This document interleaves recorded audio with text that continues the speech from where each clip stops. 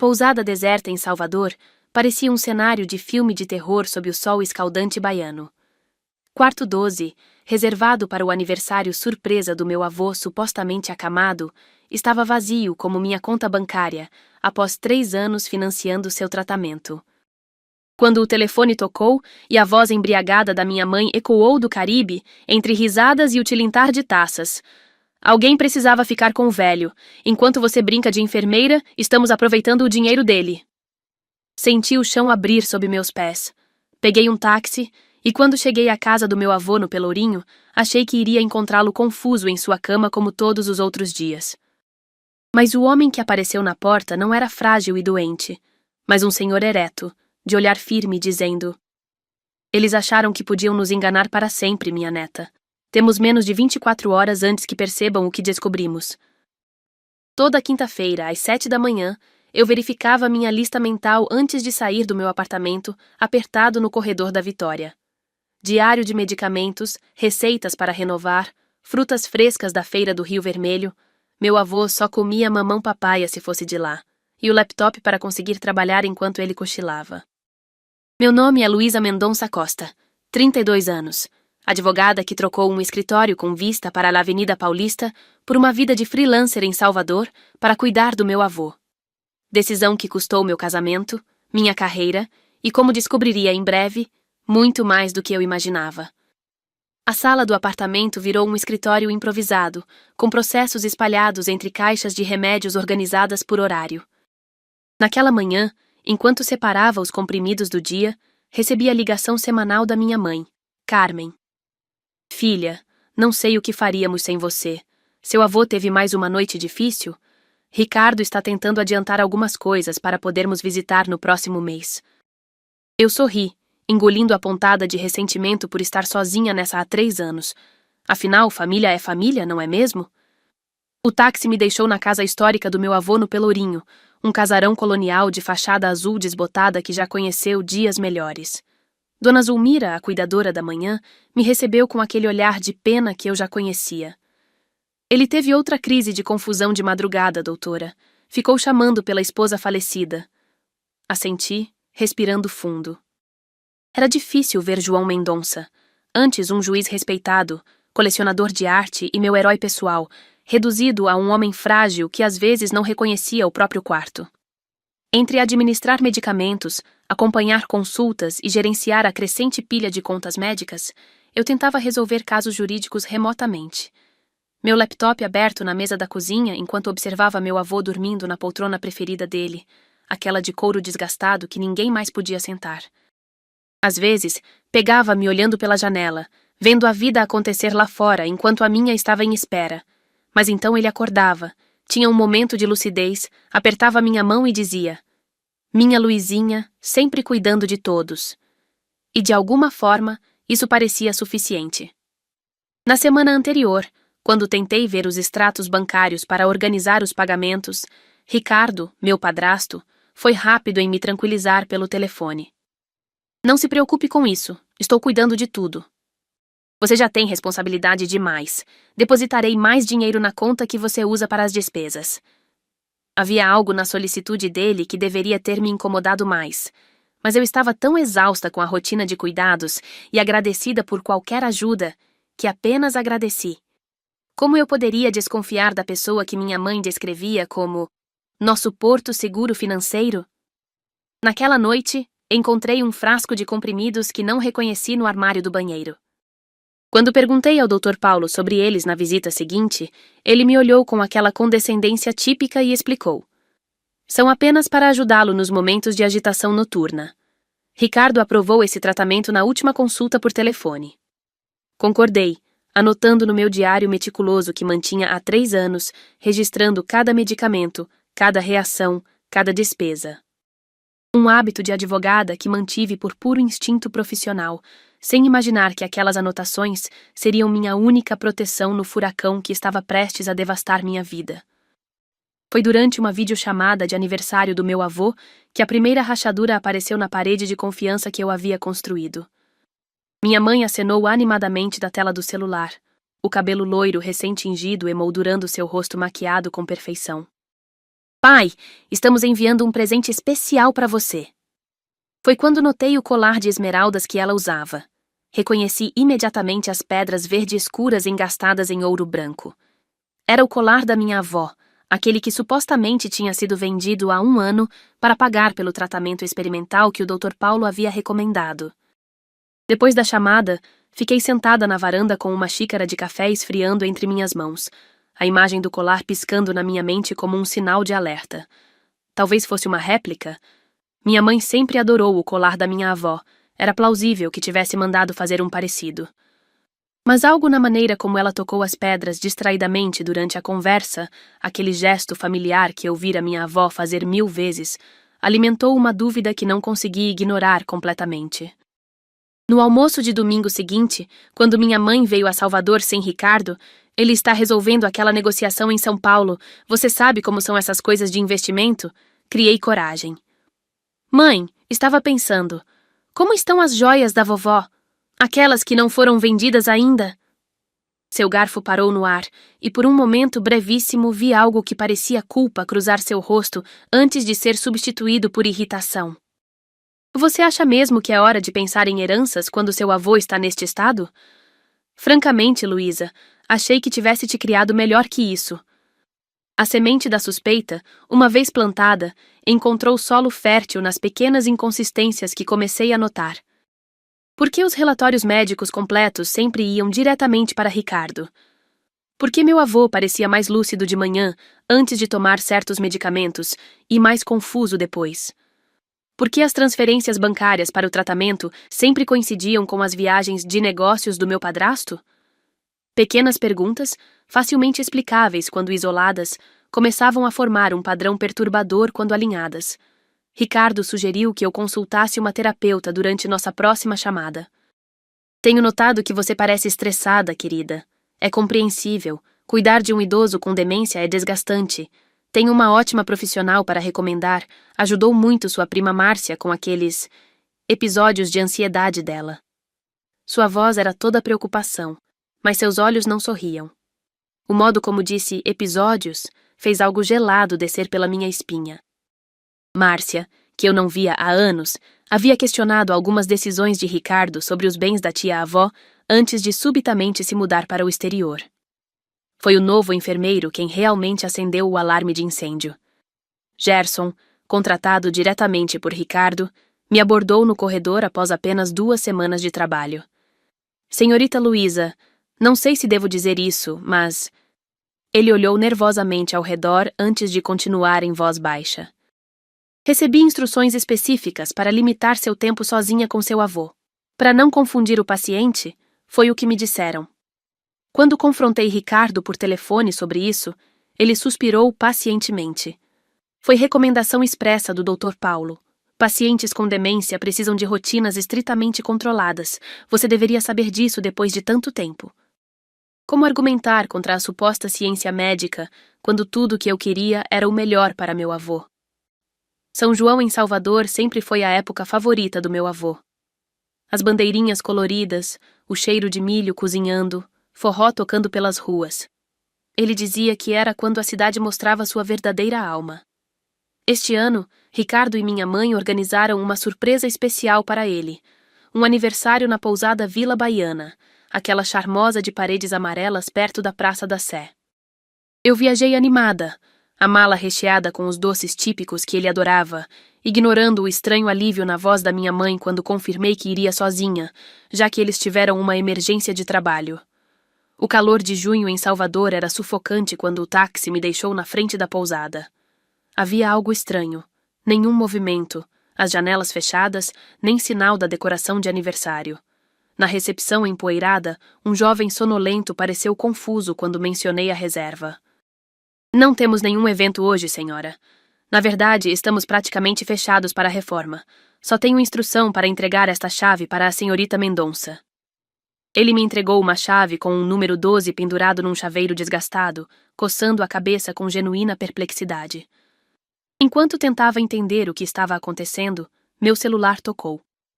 Era minha mãe, mas o barulho de fundo não parecia nada com um escritório em São Paulo. Ouvia-se música caribenha, risos, o tilintar de gelo em copos.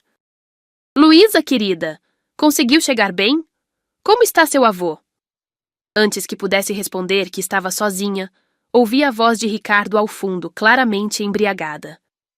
Diz para ela que alguém precisava ficar com o velho. Seguiu-se uma explosão de risadas, e então a voz da minha mãe, sem perceber que eu ainda estava na linha. Enquanto ela brinca de enfermeira dedicada, estamos aproveitando o dinheiro dele como ele nunca soube fazer. O mundo pareceu desacelerar. Um zumbido preencheu meus ouvidos, enquanto o telefone escorregava da minha mão, batendo no chão de cerâmica.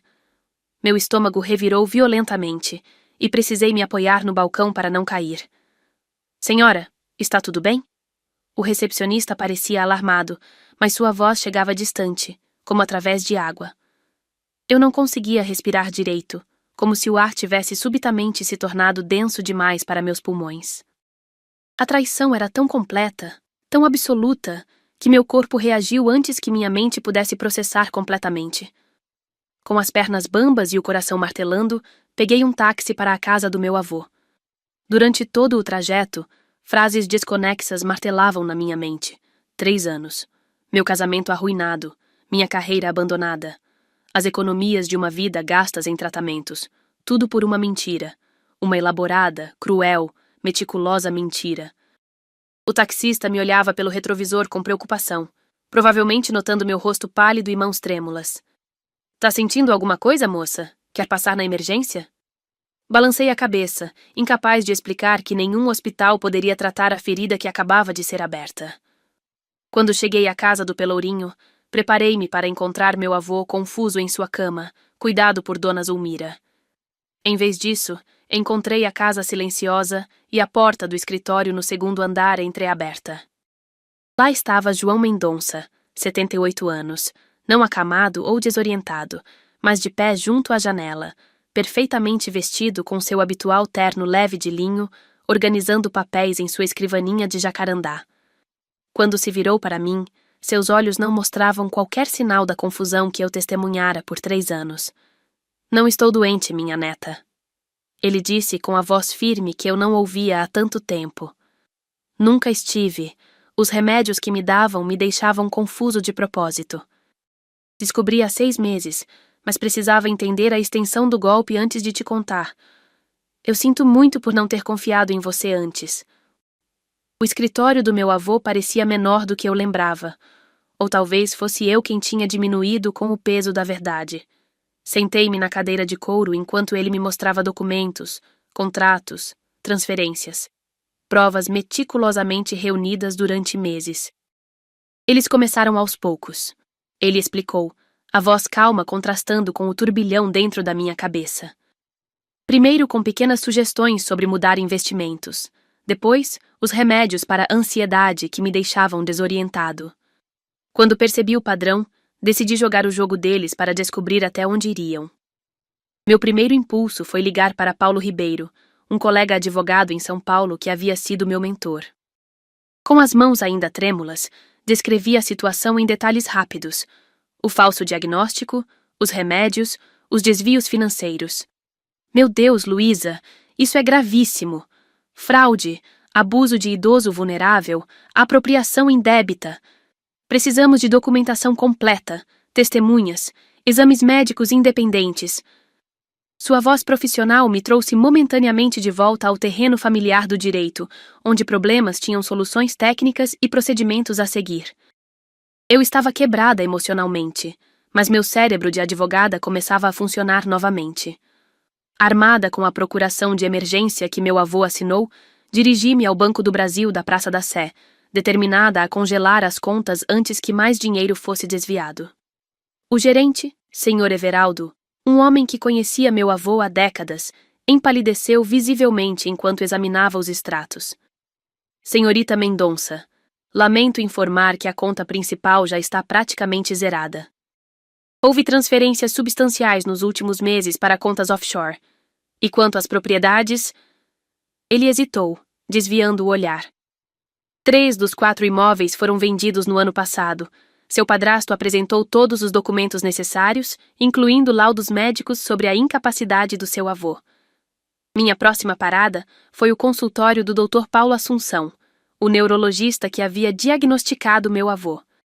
Eu esperava encontrar um profissional arrependido, ou pelo menos disposto a corrigir um erro. Em vez disso, encontrei um cúmplice nervoso. Luísa, você está claramente sob grande estresse. É compreensível, considerando a condição do seu avô. Quando mostrei o laudo recente provando a plena capacidade mental do meu avô, ele mudou de tática. Doenças neurodegenerativas têm flutuações. Um momento de lucidez não significa recuperação. Quando mencionei possíveis consequências legais, seu rosto endureceu. Tenho toda a documentação dos sintomas observados, testemunhas dos episódios de confusão, sua palavra contra a minha. E quem você acha que o Conselho de Medicina acreditará? A esperança de obter apoio familiar desmoronou rapidamente também. Liguei para minha tia Eliana, irmã do meu pai, que sempre foi próxima do meu avô. Luísa, querida. Ricardo explicou a situação para todos nós meses atrás. Seu avô tem demência vascular avançada e você...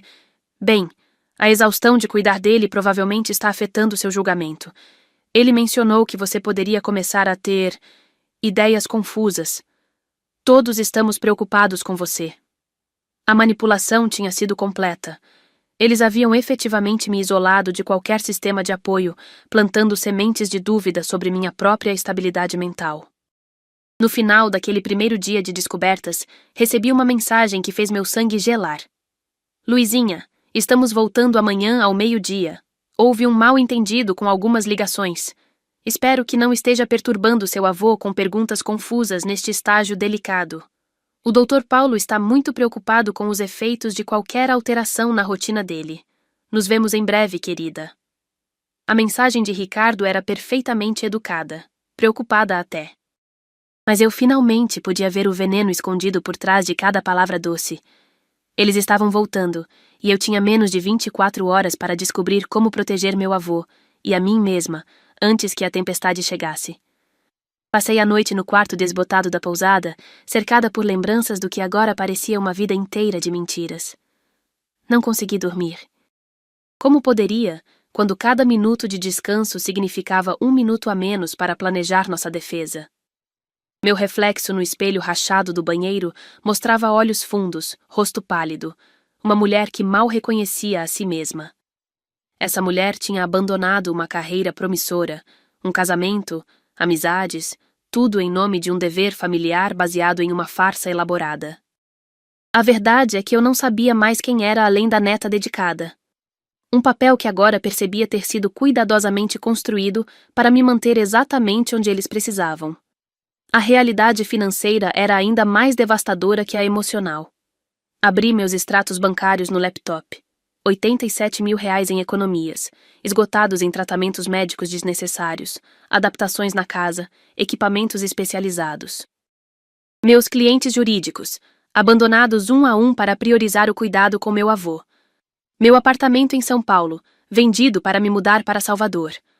Uma rápida verificação nas redes sociais mostrou meu ex-marido Rafael sorrindo ao lado de uma mulher bonita, um anel de noivado brilhando em sua mão. 3 anos desapareceram como areia entre os dedos. E para quê? Para ser o peão sacrificável em um jogo de xadrez que não sabia que estava jogando. O desespero tem um gosto específico, metálico e seco, como sangue e poeira. Sentada no chão do quarto barato, encarando a tela do computador, comecei a pesquisar passagens internacionais.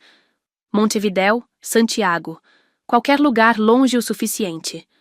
Meu avô tinha amigos influentes, talvez ele conseguisse se defender sozinho.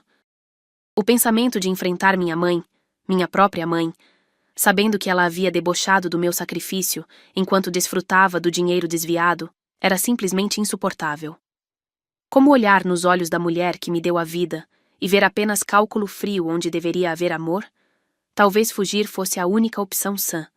Foi nesse momento de rendição absoluta que minha mão esbarrou na minha bolsa, derrubando um caderno de capa preta no chão. Meu diário meticuloso de 3 anos, onde havia documentado cada medicamento, cada comportamento estranho, cada gasto, cada inconsistência nas explicações médicas. Folheei as páginas densamente preenchidas com minha letra organizada, datas, horários, dosagens, reações, quem estava presente, o que foi dito. Avô extremamente confuso após novo medicamento administrado pelo Dr. Paulo. Ricardo insiste que é normal. Tentei ver extratos bancários hoje. Ricardo disse que não posso me estressar com isso também. Página após página de evidências, documentadas por uma advogada sem perceber que estava construindo seu próprio caso. À meia-noite, meu celular tocou com um número que não reconheci. Dona Luísa, aqui é Ivete. Dona Ivete que trabalhou na casa do seu avô por 40 anos antes de ser mandada embora pelo seu padrasto. A voz idosa do outro lado da linha soava urgente, quase conspiratória. Sei que deve estar confusa agora, mas não estou surpresa com o que descobriu. Tenho documentos que seu padrasto não sabe que existem, coisas que guardei quando comecei a desconfiar. Meu coração acelerou com a primeira centelha de esperança genuína. Sua mãe e Ricardo chegam amanhã ao meio-dia. Estarei na Praça da Sé às 7 horas perto da igreja. Venha sozinha. Não confie em ninguém até me encontrar. Enquanto a noite avançava para a madrugada, fitei a lua minguante pela janela da pousada. As certezas da minha vida haviam desmoronado, mas algo novo e feroz começava a crescer entre os escombros. Não era mais apenas sobre dinheiro ou propriedades roubadas. Era sobre justiça, dignidade, verdade. Era sobre todos os momentos roubados, todas as lágrimas derramadas por uma mentira. Sobre quem eu era e quem havia me tornado. Nas próximas horas, eu teria que decidir, continuar sendo a vítima manipulável que eles esperavam, ou tornar-me algo que nunca viram vir. Enquanto o sol começava a nascer sobre a Baía de Todos os Santos, fiz minha escolha. Ricardo e minha mãe voltariam em algumas horas, esperando encontrar a mesma Luísa de sempre. Eles não faziam ideia da mulher que os aguardava. A Praça da Sé, ao amanhecer, tinha um ar fantasmagórico, turistas ainda adormecidos, apenas alguns vendedores preparando suas barracas. Avistei-a imediatamente. Dona Ivete Santos, 67 anos, sentada em um banco desgastado, costas retas como uma rainha, cabelos brancos perfeitamente trançados contra o couro cabeludo. Mesmo após 1 ano afastada, ela mantinha a mesma dignidade que eu lembrava de minha infância, das vezes em que visitava a casa do meu avô e ela me servia suco de pitanga, que ajudava no crescimento de meninas fortes. Minha filha, você parece que não dorme há dias, ela disse, segurando minhas mãos entre as suas calejadas por décadas de trabalho duro. Não havia pena em seu olhar, apenas uma determinação feroz, que me lembrou que essa mulher criou 3 gerações da família Mendonça, inclusive minha própria mãe. Tentei te alertar muitas vezes. Liguei, mandei recados, mas Ricardo disse a todos que você estava emocionalmente frágil e que contatar você apenas pioraria sua condição psicológica delicada. A desconfiança ainda me dominava, afinal, quem poderia culpar-me depois do que descobri? Por que não procurou meu avô diretamente quando percebeu o que estava acontecendo? Por que esperar tanto tempo? Ela suspirou, o cansaço de uma vida inteira refletido nos olhos castanhos profundos. Seu avô estava sendo medicado pesadamente. Eu percebi que os remédios o estavam deixando confuso, mas quando questionei, fui demitida no mesmo dia depois de 40 anos. Aposentadoria forçada, eles chamaram. E como posso confiar em você agora? A pergunta saiu mais dura do que eu pretendia, mas Ivete não se abalou. Abriu sua bolsa surrada de couro e retirou um envelope amarelado. Dentro, fotos antigas. Eu aos 5 anos no colo do meu avô. Eu adolescente na formatura. Eu na minha colação de grau em Direito. Todas com pequenas anotações no verso, com a letra tremida de Ivete. Guardei cada momento importante da sua vida, menina. Você é como uma neta para mim. E seu avô como um pai, depois de tantos anos. O momento em que a confiança começou a se estabelecer foi quando ela tirou da bolsa uma medalhinha de bronze. Reconhece isso? Era a medalha de São Judas Tadeu, que minha avó me dera no meu aniversário de 15 anos, que eu achava perdida há anos. Sua mãe jogou fora quando você entrou na faculdade, disse que era superstição de gente ignorante. Eu resgatei do lixo. Aquele pequeno objeto aparentemente insignificante continha toda uma história de desrespeito sutilmente revelada. Naquele momento, soube que Ivete era a aliada que eu precisava desesperadamente. Seu padrasto já fez isso antes, sabia? Ivete disse enquanto caminhávamos em direção a um café discreto no Pelourinho. Em Fortaleza, com outra família, tenho uma prima que trabalhava para eles. Mesma estratégia. Casou-se com a filha, isolou o pai idoso, manipulou documentos. Quando a filha finalmente percebeu, ninguém acreditou nela. Acharam que ela estava tendo um colapso nervoso. A história era tão similar à minha que senti um arrepio percorrer minha espinha. Ele é um predador, Dona Luísa. E sua mãe? Bem, sua mãe sempre foi fácil de seduzir com promessas de riqueza e status. Mas isso você já deve saber. Sabia, e doía admitir. O café tinha o cheiro reconfortante de pão fresco e café forte. Âncoras de normalidade em um mundo que havia se tornado irreconhecível em menos de 24 horas. Ivete pediu 2 cafés com leite e pães de queijo, antes de abrir sua pasta surrada. Estes são os documentos que consegui salvar antes de ser mandada embora. Extratos bancários originais, não as versões editadas que Ricardo me mostrava. Fotos do meu avô pescando em dias que, segundo os relatórios médicos, ele estaria em crise severa de demência.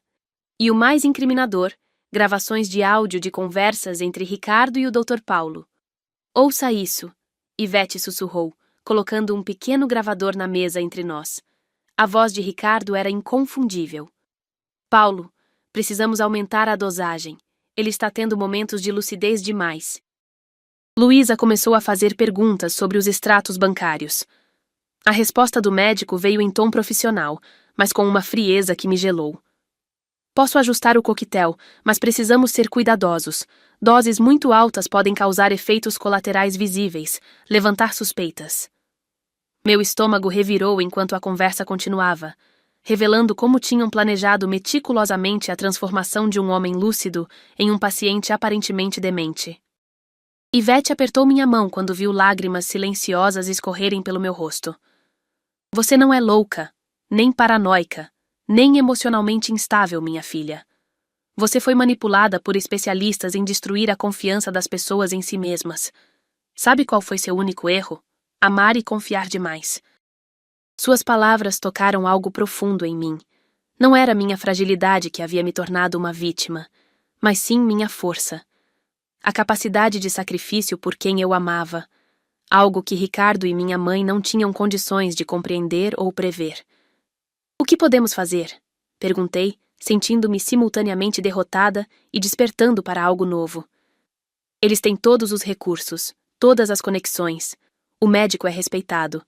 Minha própria mãe vai negar tudo. Vão nos destruir se tentarmos enfrentá-los. As palavras saíram amargas, reflexo de uma realidade que parecia intransponível. Ivete apenas sorriu, um sorriso de quem já viu muito na vida. Esse é o Ricardo falando pela sua boca. Ele planta essas sementes de impotência nas pessoas para que nem tentem lutar. Do fundo da sua bolsa, Ivete retirou um envelope amarelado com o timbre da Ordem dos Advogados. Seu avô me deu isso para guardar há muitos anos, dizendo que um dia você poderia precisar. Era uma carta, escrita com a caligrafia elegante do meu avô. Minha querida Luísa, quando você ler isso, provavelmente estarei orgulhoso da advogada brilhante que se tornou. Sua avó era uma lutadora pelos direitos das mulheres em tempos que isso custava muito. Esse sangue corre em suas veias. Nunca se esqueça de quem você é, uma Mendonça. E Mendonças não recuam diante de injustiças, especialmente aquelas contra os mais vulneráveis. Naquele momento, algo fundamental mudou dentro de mim. Não estava mais lutando apenas por dinheiro ou propriedades, mas por um legado. Uma história familiar de dignidade e justiça que quase foi apagada. Por meu avô, que resistiu silenciosamente enquanto observava e coletava evidências. Por minha avó, que nunca conheci, mas cujo espírito de luta estava aparentemente adormecido em mim. E talvez mais importante por mim mesma, por todas as noites em claro, todas as lágrimas derramadas, todos os sacrifícios não reconhecidos. Era hora de restaurar não apenas o patrimônio material da minha família, mas nossa verdade coletiva que fora sequestrada por ambição e crueldade. Precisamos voltar à casa do seu avô, Ivete disse enquanto pagava nosso café, recusando meu dinheiro com um gesto firme. Há um cofre que Ricardo nunca descobriu. Seu avô mudou a parede falsa quando percebeu o que estava acontecendo. O táxi nos deixou a 2 quadras de distância, por precaução. Entramos pelos fundos, através do jardim onde meu avô costumava cultivar ervas para seu chá matinal. Mais um ritual que Ricardo havia eliminado, alegando que pacientes com demência não deviam ter acesso a plantas que poderiam confundir com comida. O escritório do meu avô parecia diferente agora, como se eu o estivesse vendo pela primeira vez. Notei pequenos detalhes. Os livros de direito constitucional cuidadosamente alinhados, o peso de papel que ganhei para ele quando entrei na faculdade, ainda em lugar de destaque. Ivete moveu o quadro da Baía de Todos os Santos, revelando não um cofre tradicional, mas uma pequena abertura na parede. De dentro, retirou uma pasta de couro e uma caixinha de madeira entalhada que reconheci imediatamente. O porta-joias da minha avó. Seu avô sabia que Ricardo eventualmente encontraria qualquer cofre convencional. Ivete explicou, abrindo a pasta com cuidado quase reverencial. Dentro, encontramos escrituras originais de propriedades, certificados de ações, uma caderneta antiga do Banco do Brasil e, surpreendentemente, várias barras pequenas de ouro. Seu avô sempre foi precavido. Viveu a ditadura, viu fortunas desaparecerem da noite para o dia. Guardava valor tangível, coisas que não podiam ser apagadas com uma assinatura falsa ou transferência eletrônica. Enquanto examinava os documentos com olhos de advogada, minha mente corria pelas implicações legais. Isso prova que algumas das vendas foram fraudulentas. As assinaturas nesses documentos originais são completamente diferentes das que Ricardo apresentou ao banco. Uma centelha de esperança profissional se acendeu. Eu podia fazer isso. Essa era a minha área. Durante 3 anos havia me sentido incompetente, constantemente exausta e confusa pela situação do meu avô, mas agora, com evidências concretas nas mãos, sentia minha confiança profissional retornando. A próxima decisão foi a mais difícil: ligar para Rafael, meu ex-marido. Não pelo que tivemos, mas pelo que ele era agora, promotor especializado em crimes financeiros.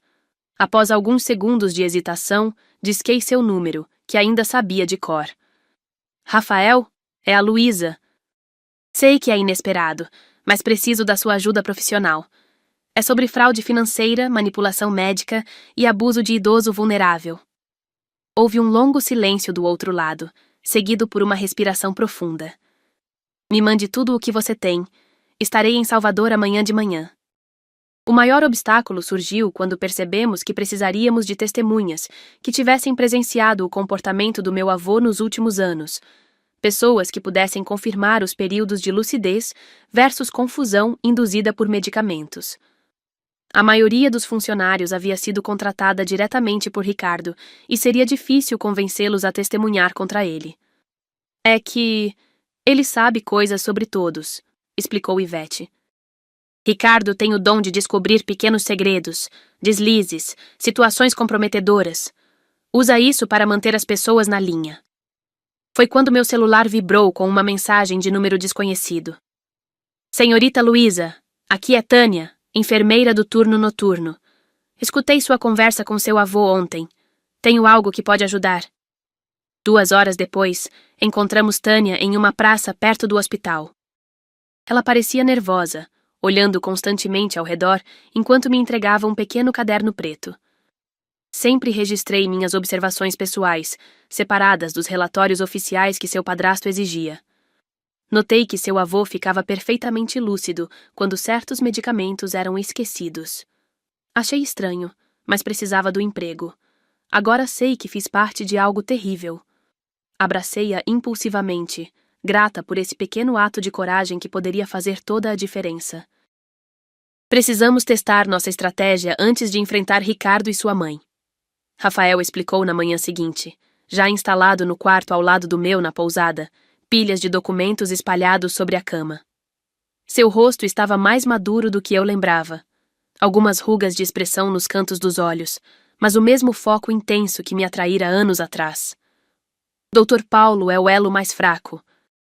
Médicos temem processos por má conduta mais do que qualquer coisa. Pode destruir uma carreira construída ao longo de décadas. O plano era relativamente simples. Eu marcaria uma consulta de emergência, gravaria secretamente nossa conversa e confrontaria o médico com algumas das evidências para ver como ele reagiria. Não revele tudo o que sabemos, advertiu Rafael. Apenas o suficiente para desestabilizá-lo e ver se conseguimos uma confissão parcial. Ensaiamos algumas vezes, com Rafael interpretando o médico, prevendo diferentes cenários de negação ou agressividade. Me senti estranhamente viva durante esses preparativos, como se estivesse recuperando uma parte de mim mesma que havia sido adormecida durante esses anos de manipulação. O Dr. Paulo me recebeu em seu consultório luxuoso, com aquele sorriso condescendente que eu agora reconhecia como parte de sua técnica de intimidação. Luísa, que surpresa! Seu padrasto mencionou que você estava tendo dificuldades para aceitar a condição do seu avô. É perfeitamente compreensível.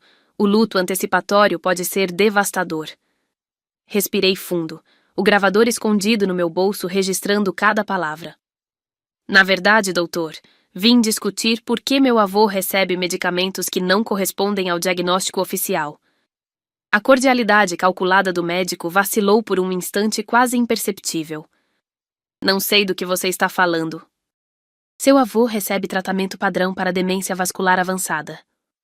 Coloquei sobre a mesa o diário da enfermeira Tânia, aberto em uma página específica. Então por que, quando certos medicamentos são esquecidos, ele apresenta períodos de lucidez completa? E por que o senhor prescreveu benzodiazepínicos em doses que causariam confusão, mesmo em pacientes sem demência? O plano começou a desmoronar, quando notei o olhar do médico desviando para minha bolsa, onde o pequeno gravador estava parcialmente visível. Você está me gravando? Isso é ilegal sem consentimento e constitui assédio. Posso processar você por isso, sabia? Seu tom mudou completamente, de médico preocupado para homem ameaçador em segundos. Senti meu coração acelerar. Não havíamos previsto isso. O medo familiar começou a me invadir, aquela sensação de impotência cuidadosamente cultivada por anos de manipulação. Foi nesse momento crítico que algo mudou dentro de mim. Em vez de recuar assustada como ele esperava, como a Luísa emocionalmente frágil que acreditava conhecer, mudei completamente de abordagem. Desliguei ostensivamente o gravador e o coloquei sobre a mesa entre nós. Tem razão, doutor. Isso é ilegal. Sabe o que mais é ilegal? Prescrever medicação para induzir sintomas e falsificar diagnósticos médicos. Como médico jurado a não causar dano, como você dorme à noite sabendo que drogou meu avô por anos. A mudança inesperada de tática, da advogada seguindo regras para um ataque direto à sua integridade profissional, desestabilizou completamente o médico. Seu rosto empalideceu visivelmente. Você não entende.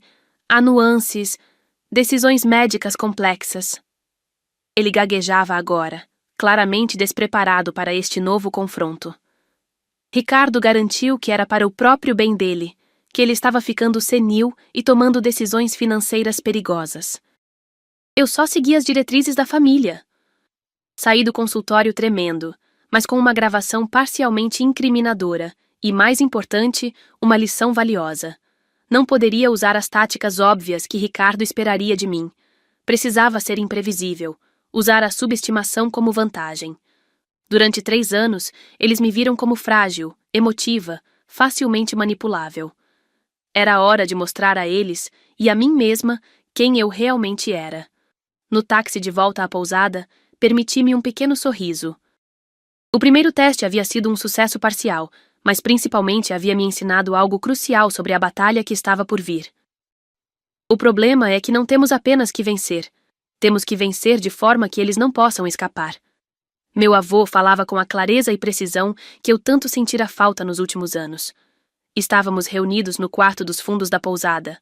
Eu, meu avô, Ivete, Rafael e Tânia, como um pequeno conselho de guerra improvisado. As cortinas permaneciam fechadas, e falávamos em voz baixa por precaução. Ricardo tem amigos em lugares estratégicos. Precisamos de um plano à prova de falhas. Rafael, com sua experiência como promotor, sugeriu uma abordagem em 3 frentes. Primeiro, a frente legal.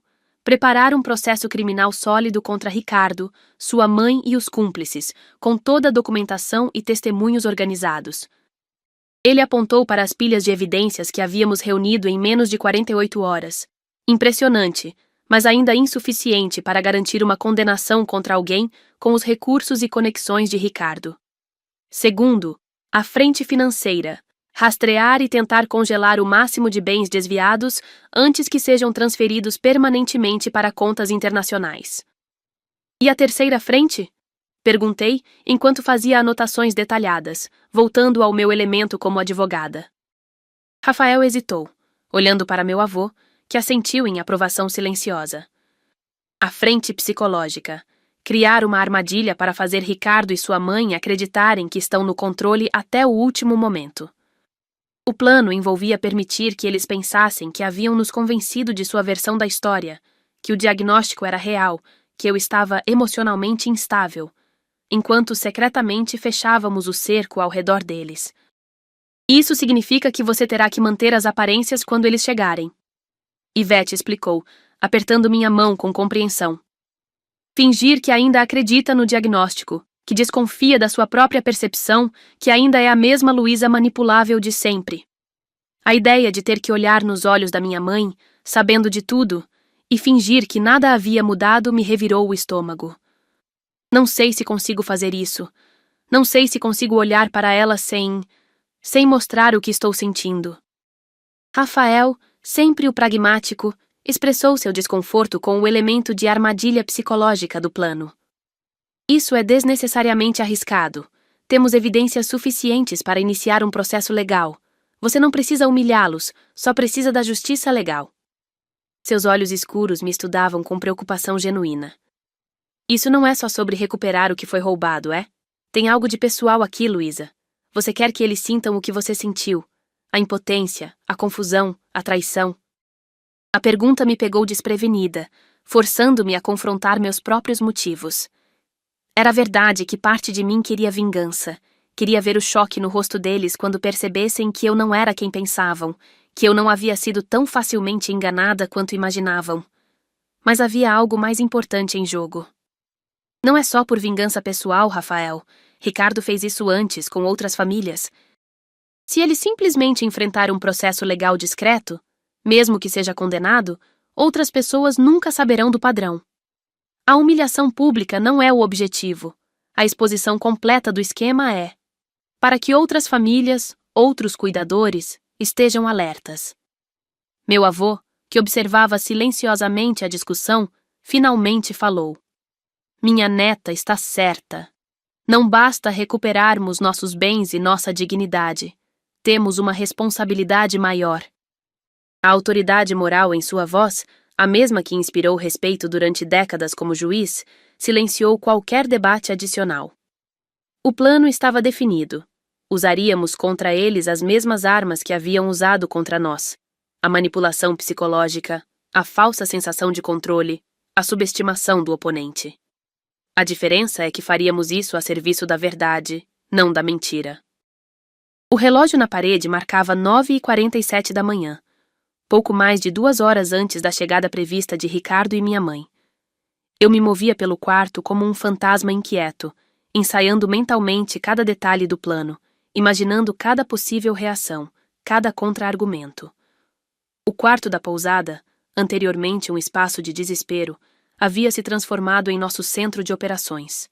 Documentos organizados em pastas coloridas, gravações identificadas e catalogadas. Testemunhas posicionadas. A metamorfose não era apenas no ambiente, mas em mim, em menos de 72 horas, tinha passado de vítima confusa a estrategista determinada.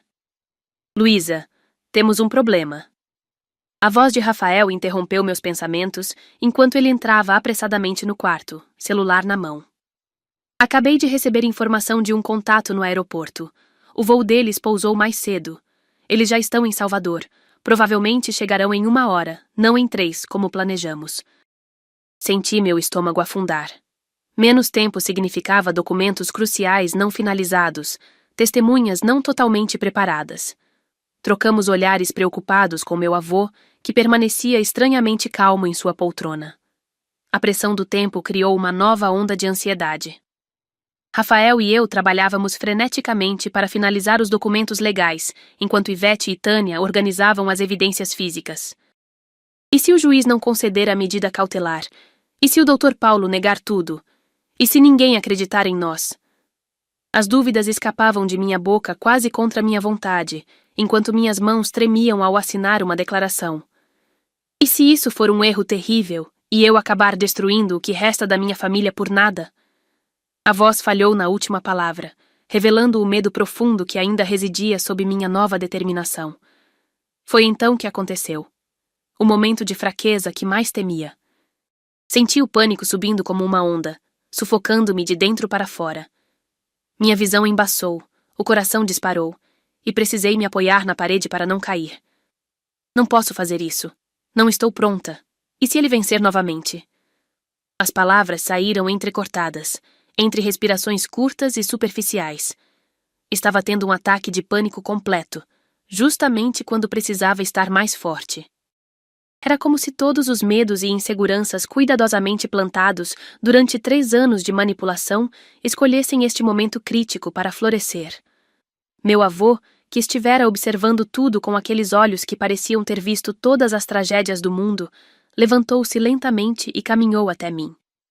Colocou as mãos em meus ombros, seu toque surpreendentemente firme para um homem que eu acreditara frágil por tanto tempo. Luísa, olhe para mim.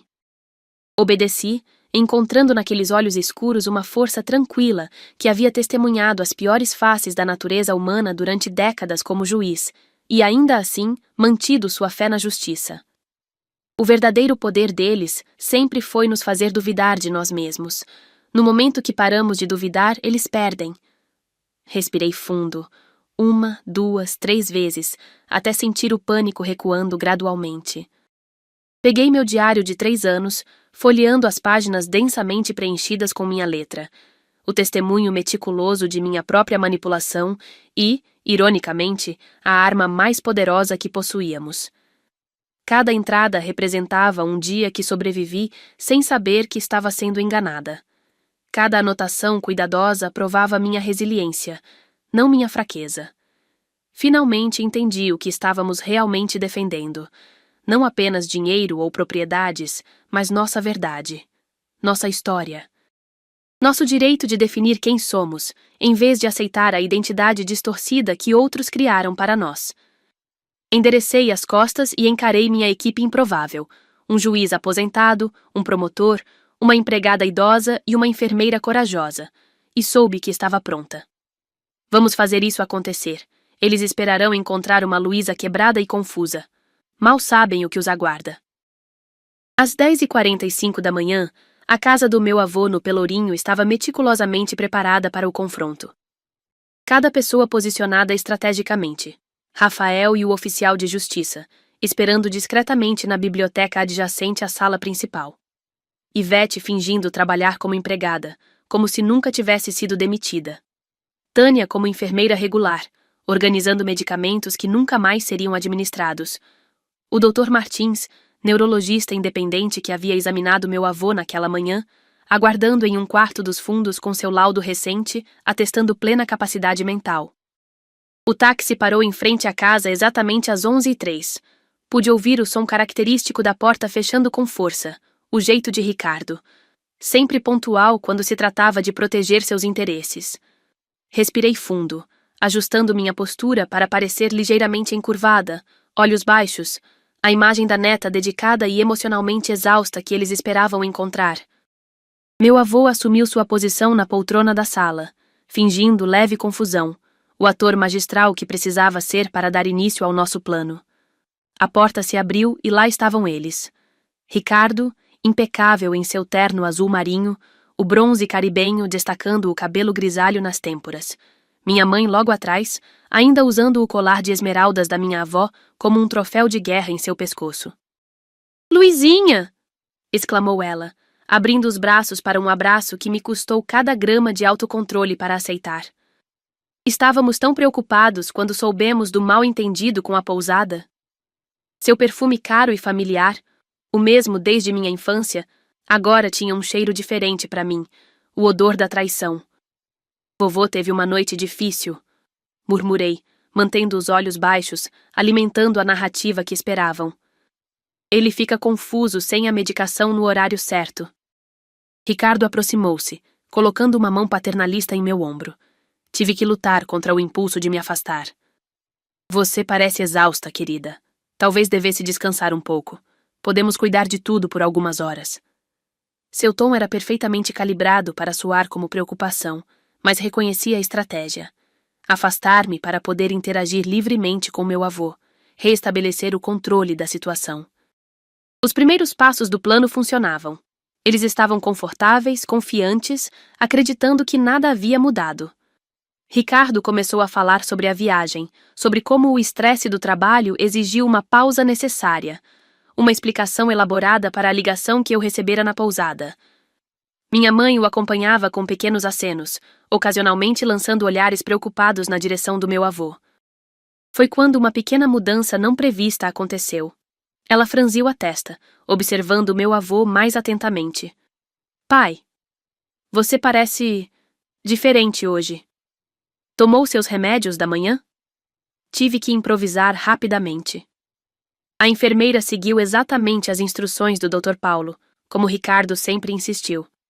Respondi, inserindo sutilmente uma cunha entre eles. Foi você quem contratou o médico, não foi, Ricardo? E quem sempre defendeu esse regime específico de medicação? Um pequeno desvio do plano, mas que teve efeito imediato.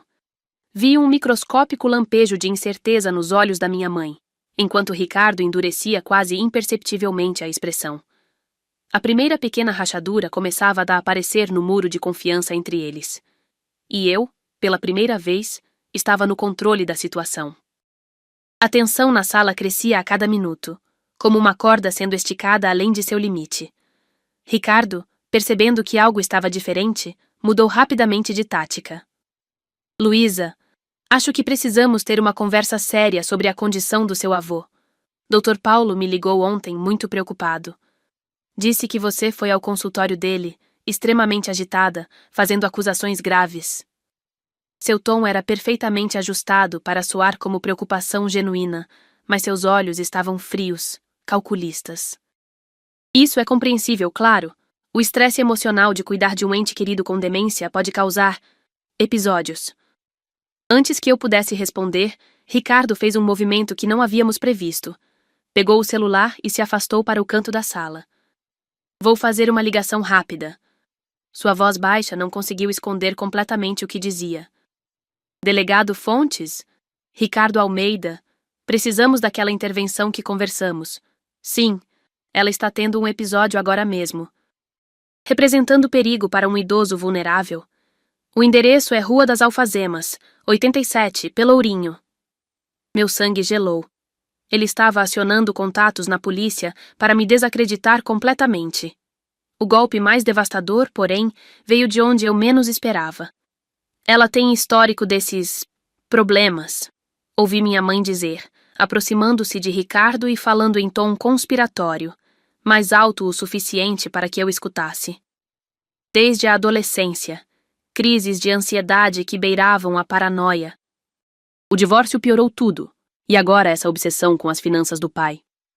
Cada palavra era uma punhalada. Não apenas estava participando da mentira, estava ativamente construindo-a, adicionando fatos falsos sobre minha suposta instabilidade mental. 15 minutos depois, a campainha tocou.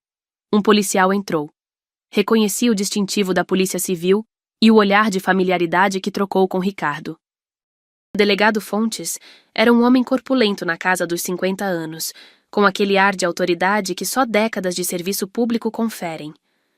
Recebemos uma ligação sobre uma possível situação delicada, ele disse, olhando ao redor até fixar o olhar em mim. A sala girou momentaneamente. Isso não estava no plano. Estávamos perdendo o controle da situação rapidamente, e a expressão triunfante mal disfarçada de Ricardo mostrava que ele sabia disso. Foi nesse momento crítico que decidi mudar completamente de abordagem. Em vez de tentar explicar ou defender-me, o que apenas reforçaria a imagem de histérica que estavam construindo, sorri calmamente e disse: "Que ótimo que o senhor chegou, delegado. Facilita muito nosso trabalho. Gostaria de acompanhar meu avô até a Clínica Neurológica São Lucas? Ele fez exames completos esta manhã com o Dr. Martins, incluindo tomografia e avaliação cognitiva. Os resultados são esclarecedores. O sorriso de Ricardo congelou. Este não era o comportamento de uma pessoa em crise ou delirante. Era a calma calculada de alguém que sabia exatamente o que estava fazendo. Antes que Ricardo ou o delegado pudessem responder, a porta se abriu novamente e entrou um segundo policial, mais jovem. Seu rosto se iluminou em reconhecimento quando viu Rafael emergindo da biblioteca. Doutor Nunes, não esperava encontrá-lo aqui. Rafael avançou com a confiança tranquila que o tornou um promotor respeitado. Tenente Barros, que coincidência oportuna. Estamos justamente documentando um caso de fraude financeira e abuso de idoso vulnerável que logo chegará à sua delegacia. A dinâmica de poder na sala mudou instantaneamente. O jovem oficial claramente respeitava Rafael, e mesmo o delegado Fontes pareceu recalibrar sua avaliação da situação, olhando agora para Ricardo com um leve franzir de sobrancelhas. Pela primeira vez desde que o conheci, vi algo que nunca imaginei que veria no rosto de Ricardo. Medo. Não era apenas preocupação ou irritação, era o medo genuíno de quem percebe que perdeu o controle da situação. Seus olhos moviam-se rapidamente entre Rafael, os policiais e meu avô, que agora se levantava da poltrona com surpreendente firmeza para um homem supostamente debilitado por demência avançada. Isso é um absurdo completo. Ricardo tentou recuperar a compostura, ajustando a gravata como se pudesse realinhar a situação a seu favor. João tem demência vascular avançada, diagnosticada por especialistas renomados. Minha enteada, infelizmente, está passando por um episódio delirante, devido ao estresse de cuidar dele por tanto tempo. Tenho todos os laudos médicos, posso apresentá-los imediatamente. Sua voz estava firme, profissional, mas notei uma pequena veia pulsando em sua têmpora, sinal de tensão extrema que aprendi a reconhecer nos anos de convivência. A sala de estar da casa histórica do meu avô no Pelourinho, com suas paredes amarelo desbotado e quadros de ancestrais que pareciam nos observar com interesse solene, tornou-se o palco do confronto que mudaria nossas vidas para sempre. O cheiro familiar de madeira antiga e livros empoeirados misturava-se à tensão palpável no ar. Este não era apenas um cômodo.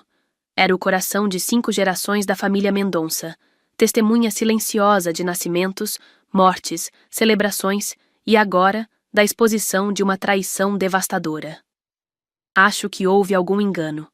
Comecei. Minha voz surpreendentemente firme, abandonando completamente a postura submissa que mantivera até então. Permita-me me apresentar adequadamente. Sou Luísa Mendonça Costa, advogada formada pela USP, especialista em direito civil e da família. E vocês? Olhei diretamente para Ricardo e minha mãe. Estão sendo formalmente acusados de fraude financeira, abuso de idoso vulnerável e falsificação de documentos médicos. O choque em seus rostos foi imediato, amplificado pelo contraste com a Luísa dócil e manipulável que conheciam. Meticulosamente, como a advogada que eu era, apresentei cada evidência. Meu diário detalhado de 3 anos, documentando cada inconsistência. Os exames médicos recentes mostrando a plena capacidade mental do meu avô. Os extratos bancários originais versus os falsificados. As gravações do Dr. Paulo admitindo sua participação, os documentos escondidos no compartimento secreto. As transferências começaram pequenas, não é mesmo? Alguns milhares aqui, uma propriedade menor vendida ali. Tão sutil que eu, dedicada integralmente aos cuidados, não perceberia. O plano perfeito. No centro da sala, minha mãe empalidecia a cada nova evidência apresentada, seus dedos inconscientemente acariciando o colar de esmeraldas, agora claramente um símbolo da traição. Ricardo, por outro lado, alternava entre tentativas de recuperar o controle da situação. Primeiro, negação absoluta. Isso tudo é fabricado. Depois, ameaças legais. Você não sabe com quem está lidando. Então, apelos à razão. Precisamos todos nos acalmar e discutir isso civilizadamente. E, finalmente, o mais desprezível, tentativas de criar divisão. João, Você realmente acredita que sua neta está agindo por preocupação com você? Ou será por ressentimento porque você sempre preferiu os outros netos? Vocês não roubaram apenas dinheiro, continuei, minha voz finalmente quebrando com a emoção que não podia mais conter. Roubaram 3 anos da minha vida, meu casamento, minha carreira, a dignidade do meu avô, nossa confiança, nossa família. Lágrimas escorriam livremente pelo meu rosto agora, mas não eram lágrimas de fraqueza. Eram de raiva pura, justificada. E fizeram isso olhando nos nossos olhos, dizendo que nos amavam. Esse é o tipo de monstro que vocês se tornaram. O momento mais surreal veio quando Ricardo, encurralado por evidências irrefutáveis, tentou sua última cartada desesperada. Olhou diretamente para mim, toda a pretensão de carinho evaporada, e disse com voz fria: Ele nunca se importou realmente com você, apenas a usou como eu usei. Pergunte a ele quantas vezes reclamou por ter que ajudar financeiramente seus estudos. Pergunte a ele sobre o testamento original que favorecia seus primos. Era uma tentativa cruel de envenenar o pouco que eu ainda tinha. A relação reparada com meu avô. Vi nos olhos de Ricardo que ele preferia destruir tudo ao redor antes de admitir a derrota.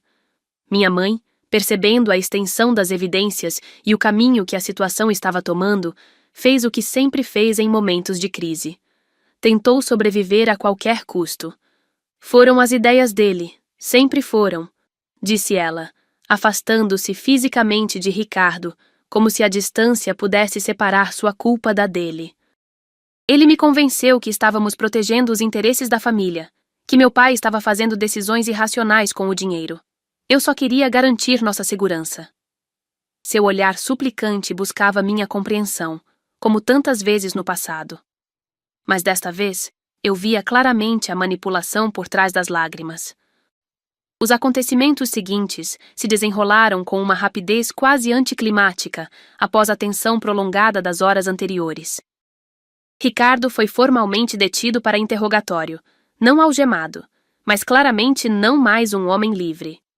As contas bancárias foram oficialmente congeladas através de uma medida liminar que Rafael havia preparado antecipadamente.